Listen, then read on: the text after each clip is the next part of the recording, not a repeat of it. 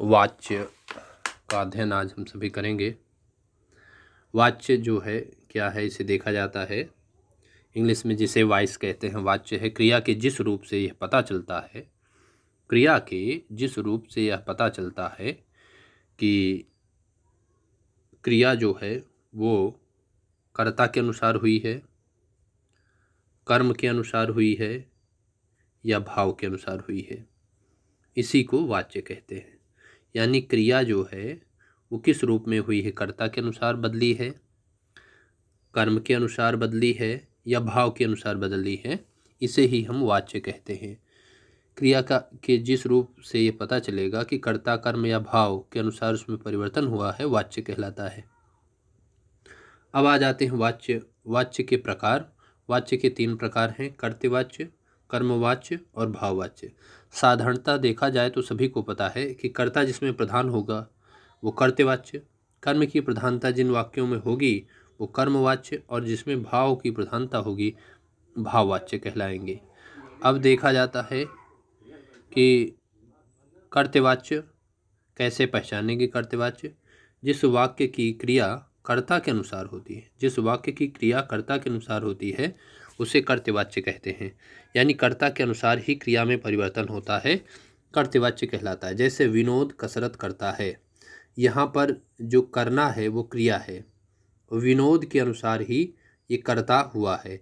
मान लीजिए यहाँ पर रानी शब्द होता तो रानी कसरत करती है, यहाँ ता ना होकर के ती हो जाता, कर्ता के करती है, करता है ना होकर के करती है हो जाता, क्योंकि रानी स्त्रीलिंग है। इस प्रकार से ये सिद्ध होता है कि कर्ता के अनुसार ही यहाँ क्रिया परिवर्तित हो रही है, इसलिए विनोद कसरत करता है में कर्तृवाच्य है। दूसरा होता है कर्मवाच्य। कर्मवाच्य में इसकी एक पहचान है, इसमें जो है इन वाक्यों में से या के द्वारा भी रहता है। से या के द्वारा जरूर रहेगा, अवश्य रहेगा।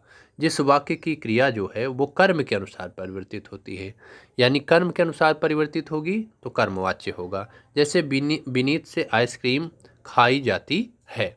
अब यहाँ पर जरा देख लेते हैं, विनीत की जगह पर विनीता भी होता तब भी ये जो है विनीता से आइसक्रीम खाई जाती है, ऐसे ही क्रिया होती। इस प्रकार से क्रिया में कोई परिवर्तन ना होता, यानी कर्ता के अनुसार इस यहाँ क्रिया का परिवर्तन नहीं ना हो करके आइसक्रीम यानी कर्म के अनुसार क्रिया में परिवर्तन हो रहा है, इसलिए यहाँ पर कर्मवाच्य होगा।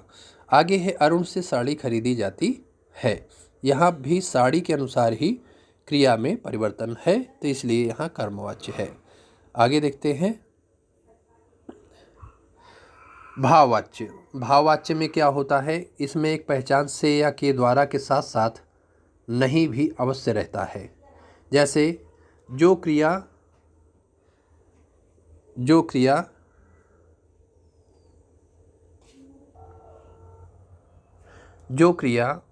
कर्ता के अनुसार या कर्म के अनुसार परिवर्तित ना हो करके भाव के अनुसार परिवर्तित होती है, उसे भाववाच्य कहते हैं। यहाँ से या के द्वारा के अलावा नहीं भी अवश्य रहता है। जैसे मुझसे चला नहीं जाता, नानी से उठा नहीं जाता, उससे बोला नहीं जाता, मुझसे अब पढ़ा नहीं जाता। तो यहाँ से के साथ साथ से या के द्वारा के साथ साथ नहीं भी रहता है। जैसे मेरे द्वारा पढ़ाई नहीं की जाती है, उसके द्वारा झूठ नहीं बोला जाता है। तो इस प्रकार से ये भाववाच्य होता है। भाववाच्य में प्रायः नहीं देखने को मिलता है और से या के द्वारा भी रहता है। तो हम से या के द्वारा और नहीं आदि से हम भाववाच्य की पहचान कर सकते हैं। आगे देखते हैं कि कर्तृवाच्य से कर्मवाच्य कैसे बनाया जाता है। तो कर्तृवाच्य एक है बलराम कसरत करता है। अगर इसे कर्मवाच्य में बदलना हो, कर्तृवाच्य से कर्मवाच्य में बदलना हो, तो यही वाक्य बलराम के द्वारा कसरत की जाती है, इस प्रकार हो जाने पर यह कर्मवाच्य हो जाएगा। जबकि बलराम कसरत करता है ये कर्तृवाच्य है। इन दोनों को अच्छे से पढ़ करके आप अभ्यास कर सकते हैं।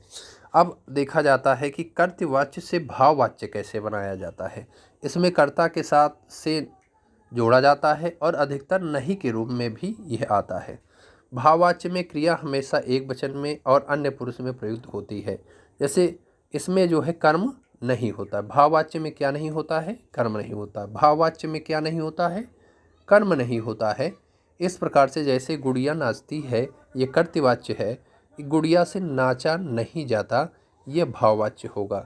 इस प्रकार हम सभी वाच्य का अध्ययन करते हुए इसे बार बार दोहराएंगे और पहचान कर लेंगे कि कैसे कर्तृवाच्य, कर्मवाच्य और भाववाच्य की हम पहचान करेंगे। प्रायः जब पूछा जाता है तो उसमें उदाहरण के द्वारा ही पूछा जाता है कि इसमें कर्तृवाच्य है, कर्मवाच्य है या भाववाच्य है। इस प्रकार से वाच्य के तीनों रूपों का अच्छे से अध्ययन कर लेंगे।